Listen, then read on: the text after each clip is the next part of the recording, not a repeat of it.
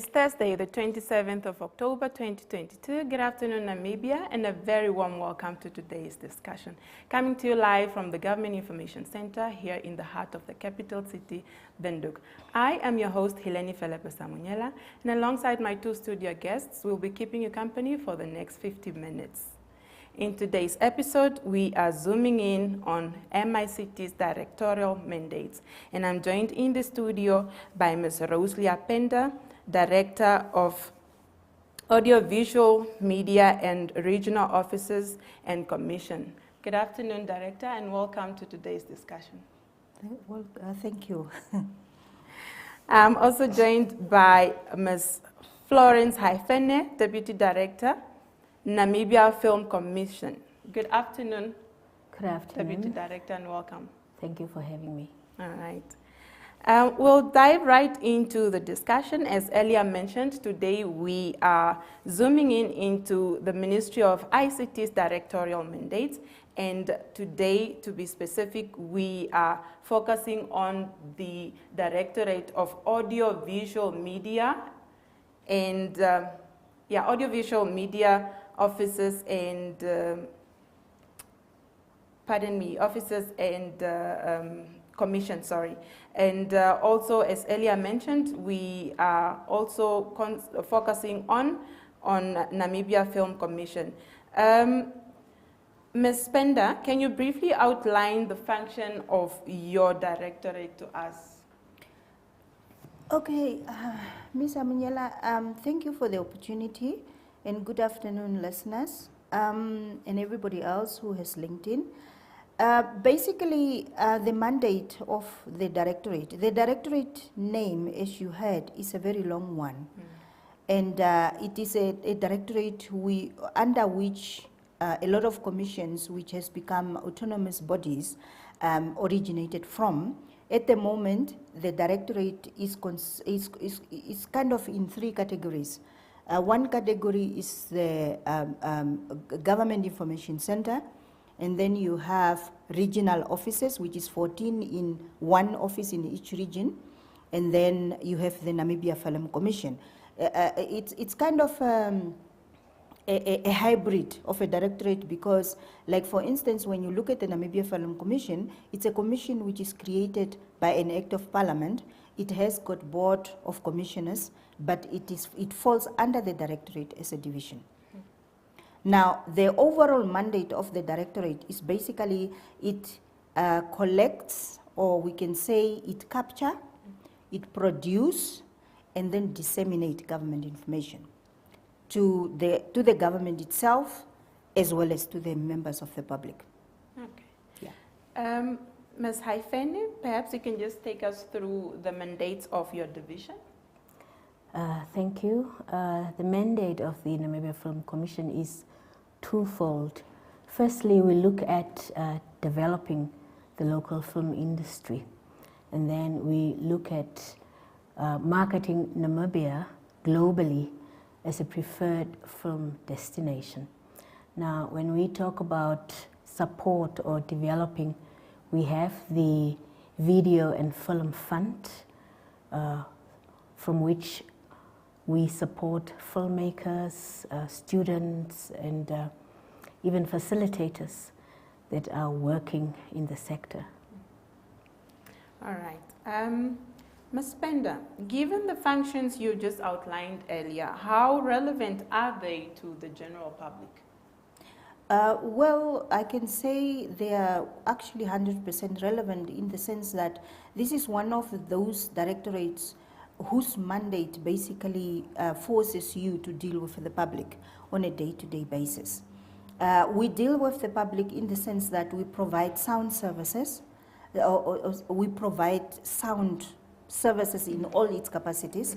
We provide live streaming, we provide sessions like this, we basically capture and then produce as well as disseminate information to the public. It can be in a film format, it can be in a video clip format, a news clip, a Fox Pop, it can be basically a radio kind of information sharing, and that's why we needed to set up all those 14 regional offices in across the country and as an extension to the regional offices, because there is only one regional office in each region, and basically most of them are in towns.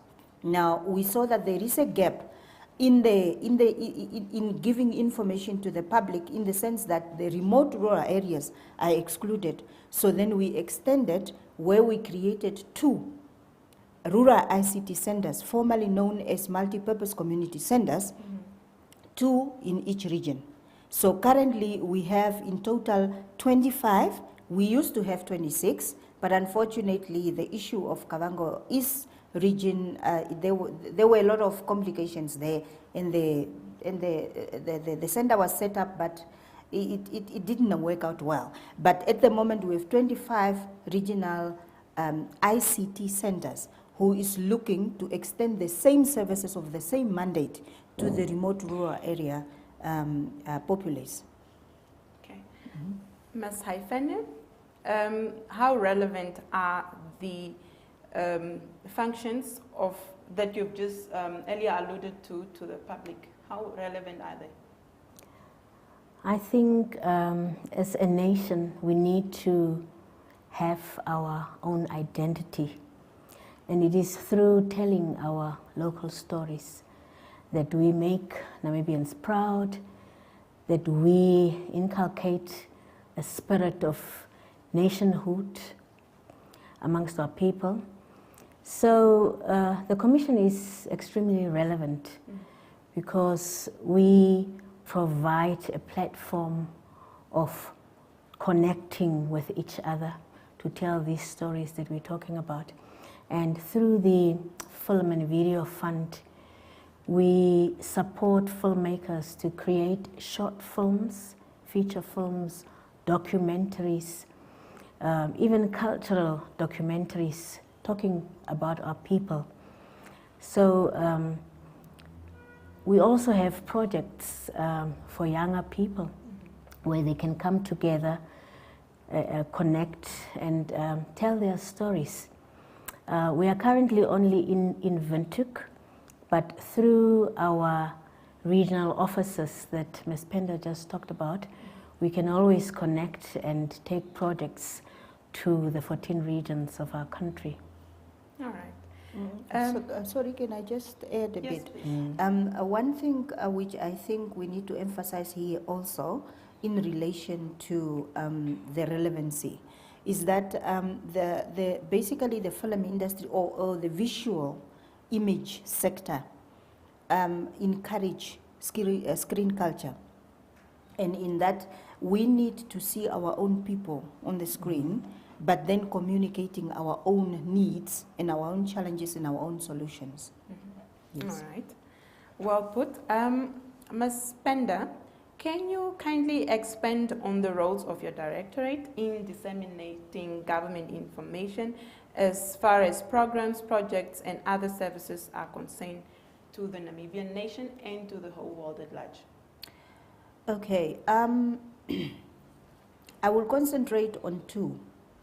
That is the Government Information Center, which is a baby, which is still work in progress. And then the other project is the Rural ICT Centers. I cannot emphasize the Rural ICT Centers enough because I believe in them so much that I have sleepless nights wondering how we are going to expand these centers so that it can inclusivity is a reality, a practicality on the ground.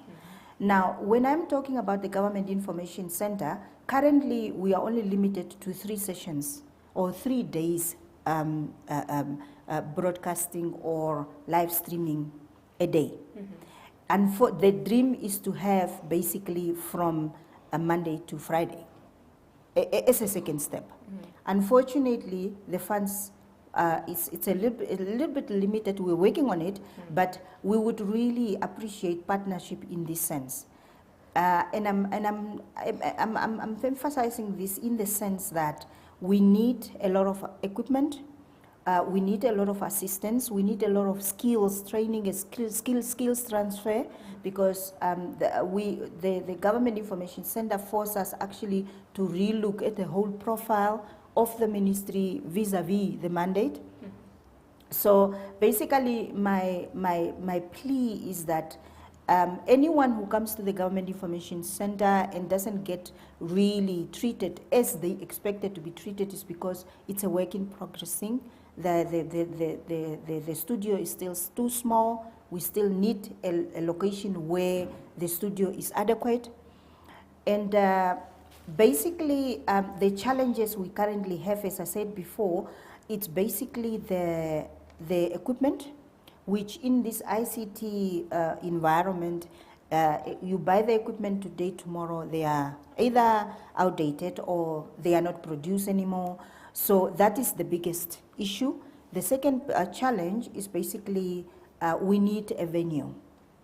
Unfortunately, as a ministry, we do not have a head office. We are scattered all over town, and it's a nightmare to organize, to get all the people together to come for these sessions. And unfortunately, most of our colleagues in the other ministry agencies and organizations do not understand that if you get a request or you send a request through, you want a session to be held, then you need to confirm everything on time so that our colleagues, wherever they are sitting, when they come to the Government Information Center, everything is in place. So we are struggling with that as well. Mm-hmm. And we are also struggling on the uptake. The ministries, agencies, and organizations, they still don't understand, or they still don't get the message that the Government Information Center is there for them. The platform was created for government. So that is as far as I can say about the challenges. As I said, in terms of solutions, we are working on it. Unfortunately, we will still depend on the Ministry of Finance to sort us out in terms of resources, but partnership with NGOs, with private entities is more than welcome. Mm-hmm. Now, on the second project, I would say, as I said before, the Rural ICT Center is an extension. They used to be called formerly multi-purpose community centers. And just as an example, in Commerce, one center is based in Grootoop, the other one is in Tobias Nyeko. Now, these centers are an extension of the services we offer, kind of like an expansion of the services of the mandate of the Directorate. And we need assistance in this particular project in the sense that the project initially, when it was rolled out, it only had money to buy ICT equipment. It didn't have money for buildings or for staff. We are using volunteers. And that is another challenge because the volunteers, we train them, they become very skilled, and then somebody else who has got money grab them because we don't pay them, unfortunately. So every time we start from scratch. That's one challenge. The other challenge is, as I said before, the ICT equipment gets outdated quickly. And the third challenge is the ownership. We set up these centers, these rural ICT centers, so that they can be owned by the communities. The communities manage them. But unfortunately, in some regions, the uptake is good. In other regions, the uptake is a little bit slow. And the regional council is supposed to be our base on which we have to rely on, because they need to be the overseer that these centers are not being misused. Okay. Yeah. All right. Now, Ms. Haifene, you've earlier on alluded to the fact that one of your mandate is to advertise or market Namibia to the world to be a preferred film and investment destination. Well, your second mandate is to develop the local film industry. How do you execute that? We have various projects that we work with. For example, the idea is to have projects and initiatives for our clients. If you, for example, look at the 6 to 16-year-olds, we are looking at a project called Eco Kids, where we encourage school-going children to produce small videos of 3 to 5 minutes on environmental themes like air, water, earth, and fire. And then these videos are uploaded on the EcoKids website, and they are then brought together through a 2-day film festival where we will help them edit these short clips and then screen them. That is now for the 6 to 16-year-olds. Then we have for the older group what is called Kina Namibia, where we basically bring together youths from all walks of life, people that haven't been before or behind a camera. It's quite a fun 48-hour challenge. And the last time we had that project, we had about 136 young people gathered at the Goethe Institute. They're a partner, they're a venue partner. And they come together, they look at concepts, they divide themselves up in groups, they choose who the actors would be, and then they create short films from scratch, you know, scrap to screen. It's quite interesting. That's where you also unlock your hidden talents. Maybe you could be a writer and an actress. So it's something for young people to come out and do. And after the 2 days, we then screen these short films. Mind you, one of the short films of 2018, I think, were entered into the Namibia Theatre and Film Awards and won actually an award for Best Student Film. So from there on, that young man went on to receive funding through the multi-choice NBC project, and he is now doing his own feature film.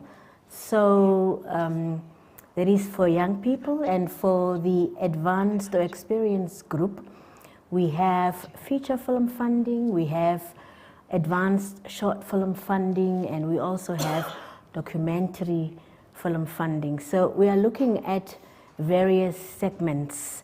We also do low-budget films, especially in rural communities, where we reach out to these communities and we take a team down there. A script is developed, but we stay a bit longer, like 2-3 weeks. We do casting, and then we shoot the film in collaboration with our regional officers. Those are really like, if you watch Zanzi, it's like Lokshan Bioskop. You know, it is shot in like 2 or 3 locations only because of the low budget. That's why it's called low budget films. So there are a few things that we do for all our different categories of clients. But the aim is to perfect it to the point that we have peace of mind at the end of the day and everyone is happy. Yeah. Okay. That sounds quite exciting. I, for one, is excited for that, and I'm sure the Namibian nation is looking towards that experience. Speaking of which, I have a video for our viewers and listeners, actually for our viewers because the listeners, okay, would listen in, for Film Week video screening. Take a look.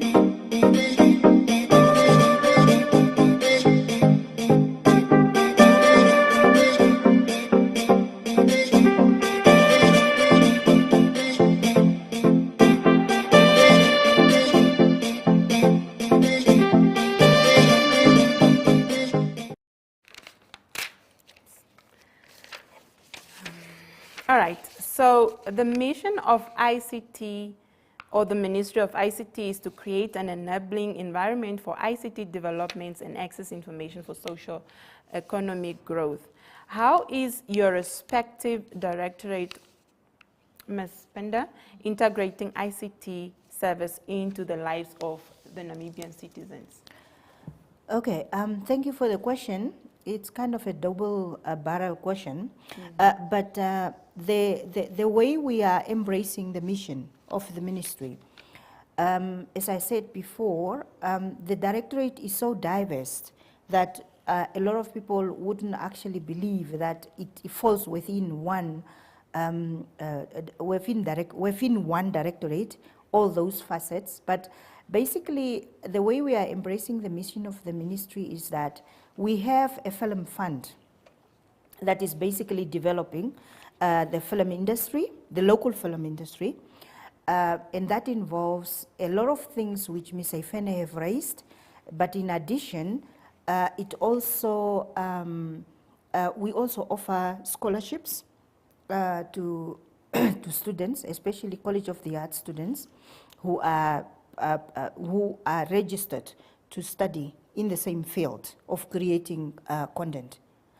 And we also have, for instance, under the same film and development fund, film and video development fund, we also have projects like we attach either trainees or employees to foreign film productions. Like, for instance, Ms.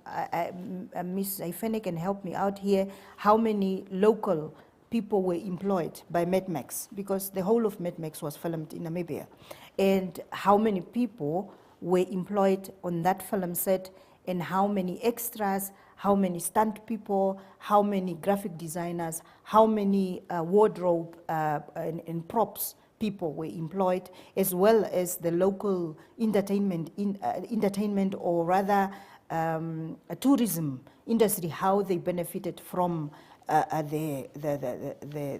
particular, just that particular one. The same applies to the mummy. Now, when it comes to another project or another facet of the directorate, it's the Rural ICT Center, for instance. The Rural ICT Center is used as a platform by almost everyone. Recently, we had a pilot with the Ministry of Home Affairs where birth certificates are issued in Hurodope at the constituency office, where the mother just need to come from the house, come and register the child, and the birth certificate is issued there and then. The same applies to the regional offices. Now, the regional offices, as I said before, is kind of a culmination of all the of the whole ministry's mandates, kind of extended to the region. They are, by the way, under decentralization, they are in delegation phase. Now, those, if you look at all those examples or all those tasks, they are all embracing the mission of the ministry, but Ms. Aifene can extend a bit more on the NFC to see how she can better answer that question. But this was just like an overall of how the ministry is embraced, or the mission is embraced by the directorate. Okay. Before that, Ms. Aifene, I want you to pardon me, please, for taking you back. The insert we've just watched.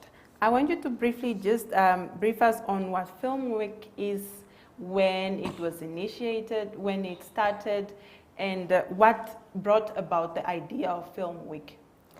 The Namibia Film Commission, in collaboration with the National Theatre of Namibia, used to host every 2 years the Theatre and Film Awards, and during that week of the awards, we would normally screen the films that were entered for nomination or for awarding.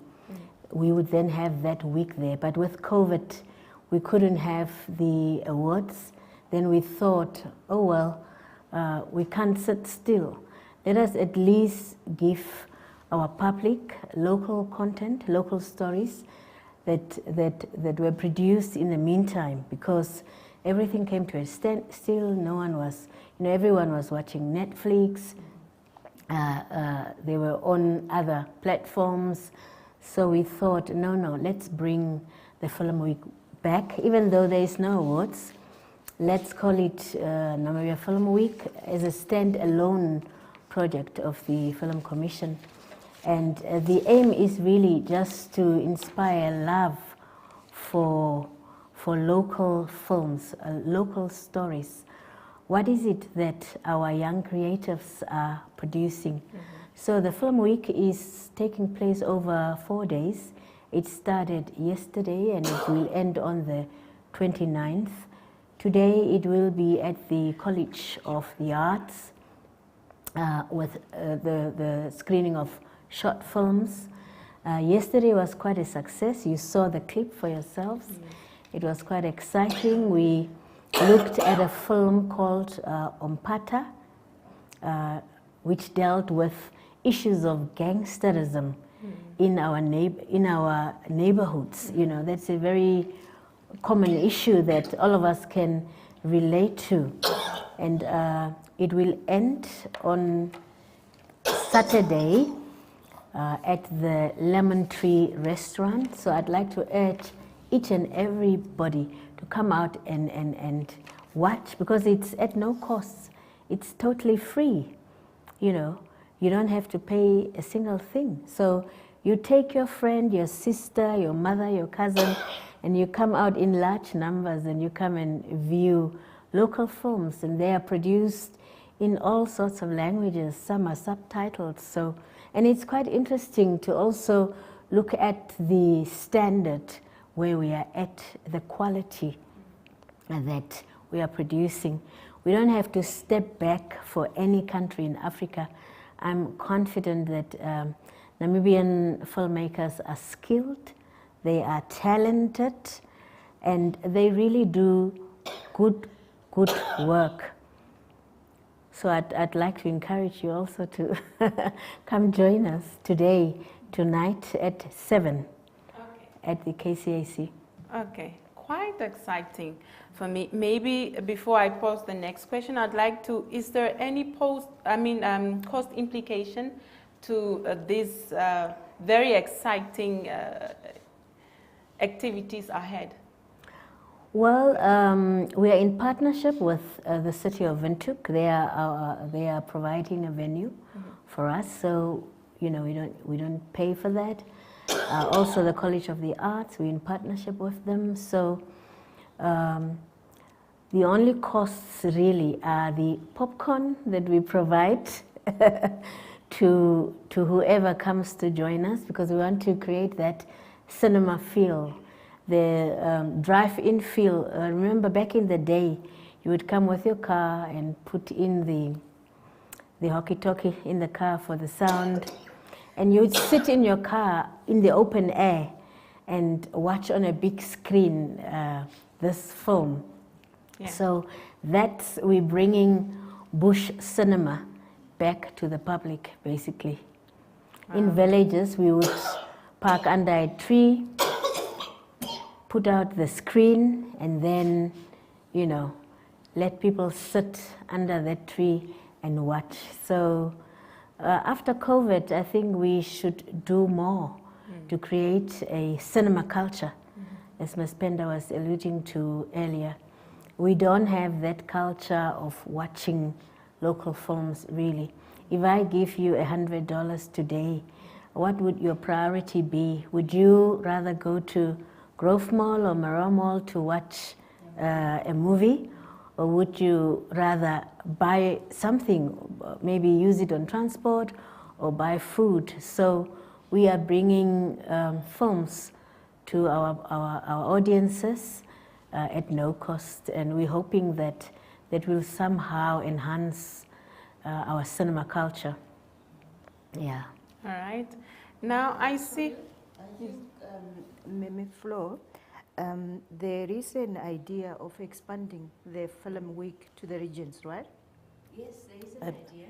So I believe that that is something people can look forward to. Of course, it will depend on how available, how open-handed our contributors and donors will be, but it's something which we are looking forward to. Yes, we used to do it in the past, but it ended because of COVID. limited resources.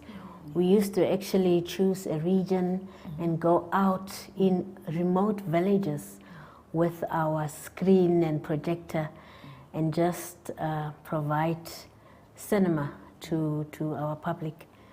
And it used to work very well. It's also a time to do short surveys about what people like, what genres they are into, so that informs us what to fund next. But yeah, we would like to urge corporates to come on board. You know, we're into partnerships now. We don't want to cry about not having money. So we also reach out to a lot of the stakeholders to co-fund these projects with us. All right. Quite exciting for the rural folks. I'm sure they are looking forward to this. Hope it comes soon. Yeah. Now, Ms. Florence, tonight there is a whole list of films that are going to be playing. I just wanted, but you've also earlier alluded to that there is no cost implication. Of the activities lined up for tonight, the films, which one is your favorite? Yeah, it's very difficult to say because everyone speaks to different themes. Yeah. And as Namibians, you know, as a Namibian person, I can relate to Many of them. many of them. So just now I say this one, and you know, okay. next moment That's I fine. watch something else, I might like it just more. So yeah, Okay. It's difficult to choose. it's a difficult question. But I Yeah. actually like the Bahu and the Giants more. Okay. That's my Still. all-time Okay, my favorite. penda likes Bajo and the Giants, you know. Yeah. Okay. So the three, we will be having a documentary night. What can we look forward to?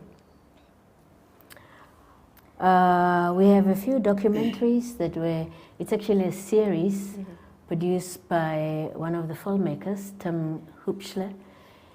When COVID hit, with the support of the National Arts Council, we then rolled out COVID films. And these young people, you know, we rolled out about 15 COVID films. But then Mr. Hoopschler decided to turn his film into a 5-part series called Walking Forward. It talks about what people were experiencing during COVID, especially in the creative sector. So that is one of the documentaries that people can look forward to. Yeah, so I would really urge everyone to go out and see what people have been busy with. I know COVID has been difficult for many of us. We've lost loved ones. But while we were going through that, the creative industry was busy, hard at work, because we were locked down. And the only thing we could do was really watch content, listen to music, and then most of our filmmakers were busy writing. So you will be noticing that new content will be coming out very soon because of the many projects that have been in development and that are ready to be funded, and that Namibians would hopefully be looking at in the near future. Okay. All right. Now, Namibia is per the norm. This is a conversation of national concern. We are inviting you, our viewers and listeners, to take part in this conversation. You can follow the discussion on our social media platforms. On Facebook, we are at Ministry of Information and Communications Technology, Republic of Namibia, or you can stream us live on our YouTube channel. Our handle is MICT Namibia. Alternatively, you can call us in the studio, and the calling number is 061 400 397. The calling number is 061 400 397. As we wait for the contributions of our viewers and listeners, Ms. Florence, I have a question for you. For a keen actress or an actor out there who is really keen to join the film industry, where is the starting point? I think the starting point is with Kino Namibia, where you don't need any experience. You just join that group. We have this initiative every August. We advertise mainly on social media. You join that group and you start out there. You can also provide your profile to Penciled Castings. It's a local casting company. So they take a picture of yourselves, they create a little profile if you don't have one, and when agencies are looking at commercials, they would like say, we're looking for 10-year-olds, or we're looking for a 60-year-old male person of light skin. So that is how you get to enter, you know, the industry. And of course, you can also study. You know, you can join any of the universities and study drama, and know more about yourself, discover more about yourselves, what type of a creative you want to be. So I'd say locally, you start there, and you can also join local production companies for attachments, just to say, can I observe? I understand you are shooting a short film or you're shooting a commercial. I just want to understand how this works. And they would give you the opportunity if you're really passionate about what you want to become. All right. And in addition, I believe for those graduates, if you have graduated as an actor or an actress or a script writer or whatever, you can also register yourself at the Ministry of Labor, where they have a database of all the skills available in the country. NFC as well as the film production companies have got access to that database. So when they need people, they first look at those. Those are now for graduates, not for somebody who who just aspire. Yeah, but for graduates, they can also register themselves at the Ministry of Labor. All right. Yeah. Mr. Fene, did you want to say something? Yes, I want to also speak a bit about our second mandate, that of marketing Namibia as a preferred film destination. Whenever anybody wants to film in Namibia, they need a filming permit. They cannot come and film in our country without the commission authorizing you to film. And we've even gone a step further. Those are production companies that facilitate foreign productions that want to be done in Namibia. And we have 14 of them. So if somebody wants to film in Namibia, we forward the details of our local facilitators, and they then help them obtain the necessary permits, whether it's the filming permit and then accompanied by location permits, if it's in national parks or wherever permission is needed, so that there is some sort of accountability, because all these locations where filming is done, at the end of the day, needs to be rehabilitated. And besides that, we also market Namibia at international film festivals. For example, Durban International Film Festival, or Cannes in France. In December, we will be attending Focus London, which is a huge advertising platform for locations, for projects, and so on. So we talk about what Namibia is about and what they can offer as a country. Yeah. Yes, Namipenda is very much well versed with what we do at these festivals. I just wanted to add, if Ms. Ifene can just elaborate a little bit more on the the vulnerable people, where we get people, sometimes people come in as tourists. And when they come in as tourists, they go all over. And then they discover our vulnerable people. We call them vulnerable, but they are not really vulnerable. It's just that they are kind of, they are more vulnerable than others. Like San people, over Twe, over Himba, you know, it's like sometimes there is this thing where they are taken advantage of, which we don't really appreciate. So if Ms. Ifene can just elaborate on what we've done on that score to prevent that from happening. Okay. Yes, it's dealing with the exploitation of marginalized communities. We don't want any of our communities to be exploited by filmmakers. So in collaboration with the Legal Assistance Center, we are looking at guidelines for filming with marginalized groups. And that process is in the initial stages. We have visited all areas where we find marginalized communities.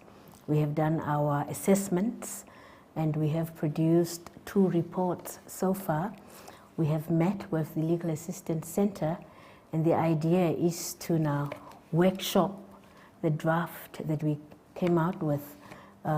One will be with the San people and the other will be with the Himba. But we're also looking at people that live within conservancies and so forth, so that awareness is created. What does exploitation mean?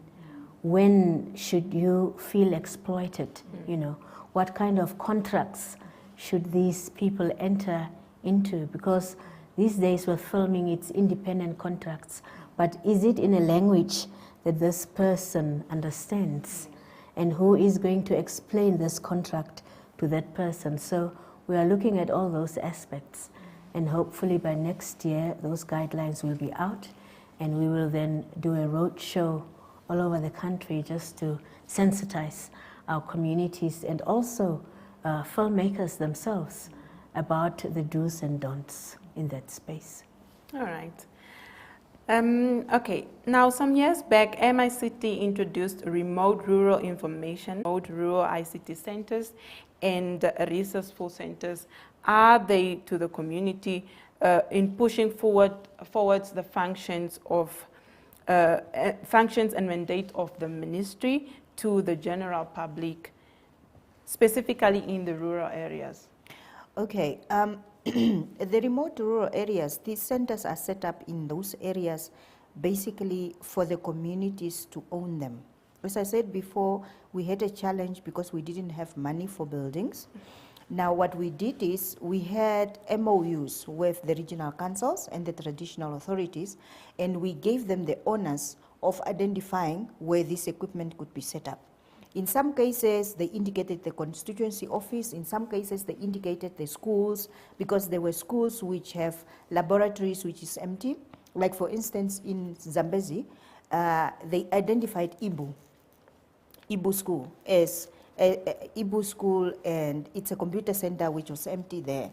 And they didn't have electricity at the school at that point in time, so we had to, including the equipment which is purchased, we include solar panels.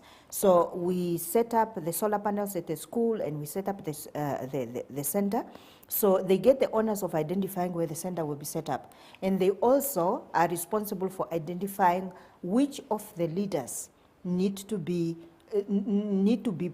form part of the management committee, which will oversee the operations of the center. So these people will come from the communities. It can come from the traditional authority, from the regional council, it can come from the police, it can come from the nurses, come from wherever in that particular region. That constitute the management committee. Now that management committee reports to the regional council, and the management committee is the one who identify which young people are the ones who need to be trained as volunteers. So when we sign a contract with these volunteers, the management committee is the one actually who bring in these young people, explain to them before they even get the training and before they even sign the agreement. So that is how the setup is. Now, in terms of how or the impact or how successful it has been, the project itself was successful in the sense that it was completely rolled out. But then problems started coming in. Vandalism was one of the problems, and it was also the issue of staff, where we don't have staff, permanent staff members, and then the equipment itself keep on getting stolen in some areas. Like I mentioned before, Kavango East was one of those regions where at that point in time when the project was rolled out, it was one region. It's only recently that it was cut into two. Now, on the west side of Kavango, that center is still operational. But on the east side, that is where the equipment they basically just disappeared, to be honest with you. And unfortunately, we have tried all ways and means to meet the regional leadership halfway in replacing the center and reviving it, but it didn't work so far. But we haven't given up hope. Yeah. So basically, the impact of it is that now somebody who lives in Ibu, for instance, Ibu village, will not have to walk or will not have to take a taxi and go to Katima or Sachona, which is also closer to Katima, to go and make copies or to make passport photos or just to make simple photocopies or to write a CV or to upgrade their CV or to access job opportunities, for instance, or to let's say, for instance, there is a councillor who went for a holiday and they want to live stream or to link into the live stream of Parliament. They don't need to go to the nearest town anymore. They can just go to the center. So the same applies to all the other services, which is digital, basically, because all these centers were set up with internet access. Okay. Yeah. Ms. Penda, given what you've just alluded to, is there a standard guideline in determining the accessibility and affordability of the ICT equipment and services to the community in these RICTCs? Yes, we, with the assistance from UNESCO, we indicated to them the challenges we are faced with, and they foot the bill for an assessment to be done through the Namibia University of Science and Technology. That time it used to be Polytechnic, it's now NAST. And the assessment was done. It's a mini survey which was done throughout the country. And when the recommendation came in, it came out as the first priority that we need an operational manual for each center, a standard operational manual on finances, resources, equipment, how volunteers need to be treated and all that, and how the management committee need to operate. And that UNESCO assisted us as well. They also they are the one who actually got the supplier who created the operational manual. So this operational manual could actually be made into copies and put up on the center, on the walls, and it's also in soft copy and also on a CD. So this center management committee, all of them have the operational manual, and it includes also the volunteers agreement between the management committee and the volunteer. Okay. Yeah, so an operational manual is available, yes. Okay. Yeah. Ms. Haifene, you've earlier on alluded to the fact that you have a guideline on how the marginalized communities go. I mean, when the film in the film industry, when the foreign film actors or production companies come here, to how they need to go about the marginalized communities. Can you talk to us a little bit more about whether you have special projects for children and the youth, and how does the funding exactly work? We are still busy with the guidelines. We hope to have it finalized by early next year, and then we will roll out the awareness of it. As far as projects go, we really want to move away from just providing grants. We want to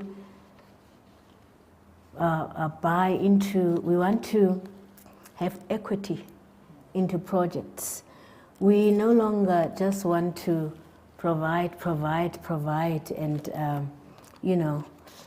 we get nothing out of it. At some point, the industry also needs to grow.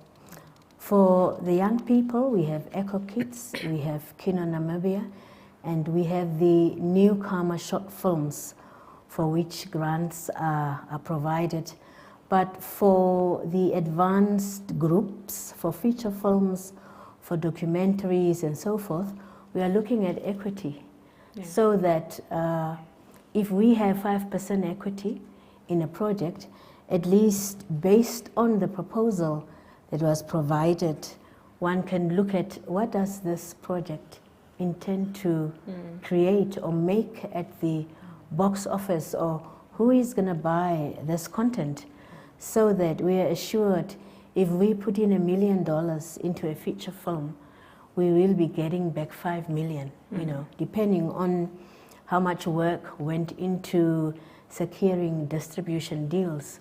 So we're not just gonna provide grants to people that want to be funded. You have to at least show us, I have gone this far, I have secured 80% of my funding, I only need X amount now. And these are the letters of intent that I have. Or commitments, and I have agents in Africa, for Europe, in the Americas and Asia that are interested in selling my content. So we have to look at various, how does one call it? Various categories. Models, Yes, various models for the different categories. We can't just comb them with the same comb. You need different things for different age groups, for different people, for experienced, for not so experienced, even looking at co-productions. What does a filmmaker need that wants to co-produce with a counterpart in another African country, for example? We have the Toma Film Fund, which provides up to $1 million in equity for somebody that wants to co-produce with anybody in Africa or in the diaspora, but looking at an authentic African story. There are so many stories to be told, so we are we're creating processes or platforms for filmmakers to connect and to work together. So hopefully the film industry, the landscape will look so much different 5 years from now. Okay. Yeah. Sorry, and in addition, I believe the whole message here is that the beginners, they will be assisted depending on how good their proposals are or their bids are, but the advanced ones, they really need to pick up their socks. They really need to up their business in such a way that when they come and approach the Film Commission, they already have half of the funding or even maybe 80% of the funding. Or if they don't have the funding, then they at least must have the distribution deals already signed and sealed. That way at least we will know how much are we investing and how much are we likely to get out of it. And with filming, you don't really have to start with a feature film or with a documentary. The film that we watched yesterday on Pata was developed from a web series.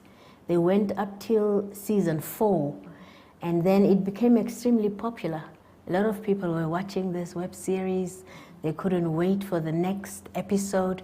So this producer thought, why not turn this into a feature film? And that's what they did, without any funding from the commission. You know, it was self-funded, and it's a group of friends that came together and decided, let us do this, and they succeeded. So it's not always that you really need money. You need the skills, yes.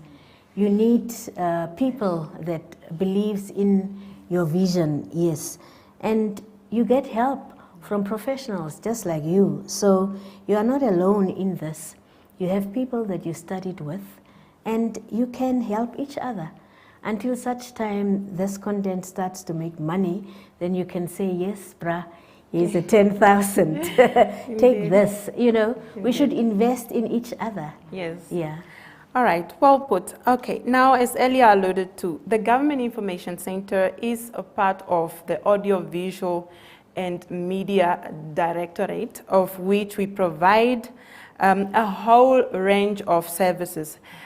Take a look at the video that is going to play now and see for yourself the type of services that we provide.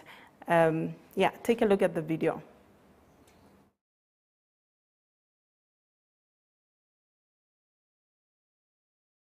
Ik heb mijn vrouw en mijn kind verloren ook door die Kubus-ziekte wat die rondloopt. Getting yourself and your loved ones vaccinated against COVID-19 is the best way to ensure that they are protected from severe illness or even death.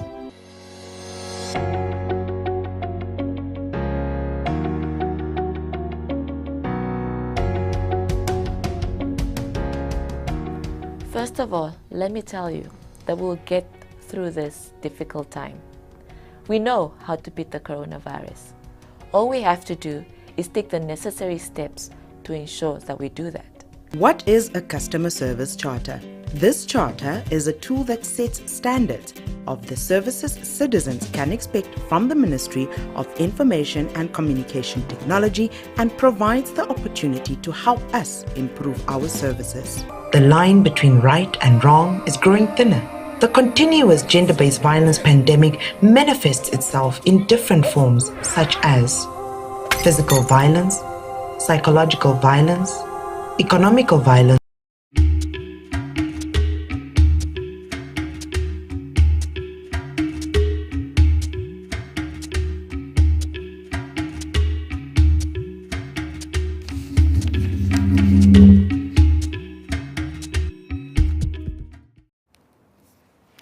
All right, I hope you now have an insight of what the Audiovisual Media Directorate service offers. It ranges from information, videos, public service announcements, live stream, and sound services, as well as national campaign videos. Now, Ms. Penda, is the ministry still offering these services? I mean, the rural areas and, the rural areas and schools to educate citizens, especially learners, about services that government offer, or on any other important information. Is the ministry still offering these services? If not, why not? I mean, I think you are referring to the video screenings. They used to be called video shows, and we turned them into video screenings because we combine the video documentary and films together. So yes, we yes, call correct. them film screenings. Now, they happen.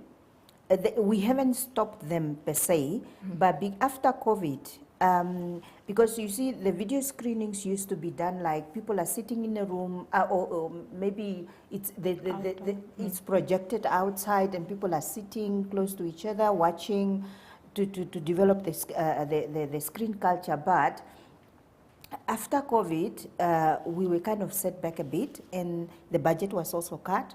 But now what we do is whenever a request comes in, like for instance, let's say the regional council of, like the conference now, the NNP conference, for instance, At that conference, people have a schedule during the day, but then in the evenings, there might not be a lot of activities attached to the conference. So that is when the regional office could actually take a chance and say, look, we have 3 days or 4 days when we have this conference. So in the evenings, before people leave, we can have a video screening or a film screening for the populace, free of charge, just like they are doing with the Film Week. It's just that the NNP conference kind of coincided with the Namibia Film Week, but then if it wasn't there, those type of events which the ministry is doing, usually they integrate the film screenings. So of course they are not happening as regularly as they used to on a quarterly basis. Unfortunately, it's a resources, it's money related type of kind of a challenge, but as much as we can from each region, we do those film screenings, and they integrate them in activities, especially if the activity is taking place in the day. In the evenings, then they can set up. It's the same with the expos. Yeah. When they have the expos, they always try to collaborate with the NFC colleagues so that they can have film screenings in the evening. All right. Maybe briefly you can just give me your concluding remarks, Ms. Haifene. From next week, we are at the Rundu Expo. So people in that region can come to our stand and watch some few films there as well and get to know what we do. And we have moved from our offices. I think people also still get confused and go to our former one near Auspanplatz, but now we're in Windhoek West at the corner of Jenna and Shenline Streets. So come visit us. Let us have this conversation about how we can grow and develop the local film industry. Talent is there, and if we collaborate, maybe we don't need as much money as people perceive it to be. So I'd like to urge the youth, the young people, to study film, because we also need people that are educated. Once we have our own film school or a recognized bigger facility, we will need scriptwriters, producers, directors, cinematographers that should teach young people in a formal setup for qualified training. So there are many institutions in South Africa. The College of the Arts is just the start. There's also the Namibia Film School, and I think Limcoing, but some of the courses are not yet accredited. So, you know, look at options and really go and study film through the NASFAF loan. It's all there for you. Yeah. All right. We've run out of time. Ms. Penda, kindly give us your concluding remarks for today. Okay, I don't really have much. As a concluding remark, I would say we are one of those directorates whose doors are always open. And in most cases, our offices are quite visible. It's just that the confusion comes in because we are scattered, especially in Windhoek. But in the regions, we are actually very visible. Yes, it's only in Windhoek that there is a little bit of a problem where to go, but you will still, by whichever office you come to, if you ask for the audiovisual directorate, especially if you ask for the person directly, I believe whoever is sitting at the reception will be able to help, to assist. All right. Thank you. Well, Namibia, that is all the time we had for today's discussion. Join us again on Monday as we unpack another fruitful discussion here at the Government Information Center. From myself, Hileni Felipe Samunyela, and the entire GIC production crew is goodbye.